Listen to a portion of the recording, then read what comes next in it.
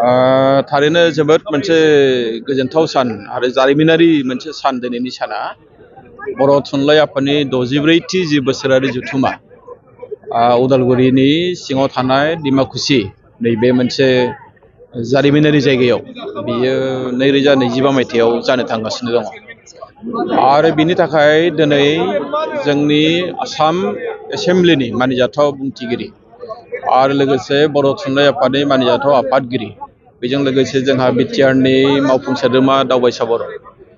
बर' थुनलाइ आफादनि गोबां दैदेनगिरि दुलाराय बर' फरायसा आफादनि गोबां दैदेनगिरि डिमाकुसि ओनसोलनि गोबां जोंहा रायजो राजा मेलेमजिबि सानसुमै फोरोंगिरि आरो बेनि अनगायैबो उदालगुरि जिल्ला भेरगाव जिल्ला आरो गुबुन गुबुन जिल्लानि सफैनो हानाय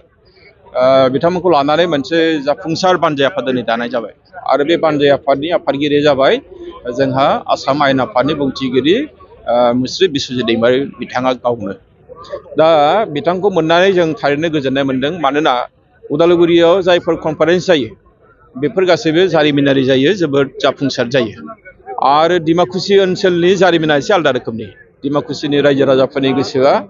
जोबोद साबसिन जोबोद मोजांसिन बिथांमोना गोबां खस्थ' खालामनो हायो बेनिखायनो नैबे फैबाय थानाय 2025 मायथाइनि बर' थुनलाइ आफादनि जि 64थि बोसोरारि जथुमा बियो थारैनो साबसिन जागोन आगोलनि जि रेकर्डफोर दङ बेखौ सिमफायजोबगोन मानोना रेकर्डखौ बानायनाय जायो सिमफायनो थाखाय बिथांमोना बेखौ सिमफायगोन जोंनि मोनसे आसा बियो आरो रायजो राजाफोरनि जि माने बिथांमोननि गोसो उत्साह उद्दीपना बेखौ नुनानै जों थारैनो माने गोमोदों आरो बेनि अनगायैबो गोबां माने सांबादिक नोंथांमोना बहाय फैदों नोंथांमोननि गेजेरजों जों लुबैदों जे गासैबो बाथ्राफ्रा हाइलाइट जाथों आरो बेवहाय जोङो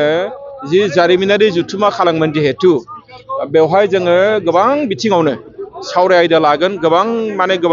गुबुन गुबुन बर' फिसाफोरखौ जों लेंहरगोन नेपालनि बर' फिसा बहाय फैगोन पश्चिम बंगनि बर'फ्रा बहाय फैगोन माने बेंगलनि बेजों लोगोसे जोंहा माने मेघालयनि जि बर'फोर बिथांमोना बहाय फैगोन जों बांलादेशनि जि बर'फोर बिथांमोनखौ जों लेंहरगोन बिनि अनगायैबो जोङो माखासे गोरों गोराफोरखौ लानानै फरायसाफोरनो आबादारिफोरनो जोंनि फोरोंगिरिफोरनो जों मा रोखोमनि माखासे फिडबेक होनो हायो बिनि सायाव जों हाबाफारि लागोन थारमाने नोंथांनि बायदिब्ला नैबे डिमाकुसियाव जागोन हाबाफारिया गुबुन थावनिफोरनिख्रुइ आलादा जाथों जोङो जेरैबाबो नाजागोन आरो आं दहायनो बुंखादों जे रेकर्डखौ बानायनाय जायो सिमफायनो थाखाय जोङो आगोलनि जि रेकर्ड बर' थुनलाइ आफादनि बेखौ जों सिमफायजोबगोन बेवहाय आरो बेवहाय जोंहा फुरा बिसास दङ नोंथांमोननि जि गोसो रायजो राजानि जि गोसो जों दिनैनो हमनो हादों माने मुलाया बेसेबां गिदिर जागोन बेखौ बिलाइ गांनैयाव हमनो हायो होननाय बायदि जों दिनै बेवहाय हमनो हादों आरो कालारखौ थिग खालामनाय जादों नामा कालारखौ जोङो टेन्टेटिभलि जोंहा जानुवारि 2025 बेवहाय जोङो सानो थासारिया जुदि थिग थायोबा आरो जुदि मानिबा जाहोनाव जुदि सोलाय सोल' खालामनांगौब्ला बारा बिदि सोलाय सोल' जाया जोङो जानुवारिखौनो जों हमना लायो जोंना बे मोनसे आरो दिनै बेवहाय रायजो राजाफ्रा मोनसे बाथ्रा बुंदों जे जोंनि हादरनि गाहाय मन्थ्रिखौ लाबोनांगौ बे बेलायावबो सानना नायगोन आरो जोंहा मानिजाथाव आसाम एसेम्ब्लिनि बुंथिगिरि दिनैनि बानजाय आफादनि जि माने आफादगिरि बिथाङा बुंदों जे जोंहा एगजिबिशना सानबा सिगां जागोन थारमाने कनफारेन्स सानथाम आरो बिनिफ्राय एगजिबिशना बिनि सिगांनो जाखानांगौ बिथाङा मोजां मोनसे जोंनो थांखि लाबोदों बेखौबो जों सानना नायगोन आरो जों बेखौ खामानिखौ मावगोन बे बाथ्राखौ नोंथांमोननि गेजेरजों दिनै मिथिहोनाय जाबाय।